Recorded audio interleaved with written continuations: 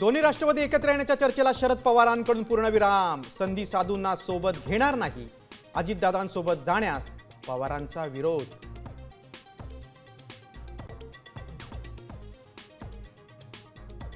ठाकरे सेनेला सोडचिठ्ठी दिलेल्या सुधाकर बडगुजरांचा भाजपमध्ये प्रवेश। महापालिका निवडणुकीनंतर दूध का दूध पाणी का पाणी होईल।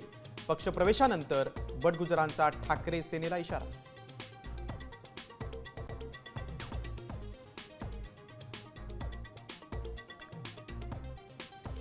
नीटमध्ये गुण वाढवण्याचा रेट 90 लाख रुपये। क्लास चालक संदीप शहासह 2 आरोपी नाटक। सीबीआयकडून परीक्षार्थी आणि पालकांचीही चौकशी होणार।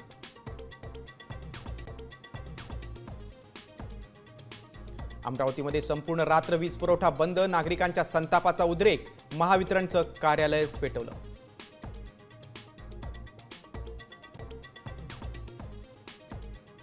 मुसळधार पावसामुळे केदारनाथ धाम यात्रा थांबली। लाखो भाविक अडकले तर दरड कोसळल्यानं एका व्यक्तीचा मृत्यू।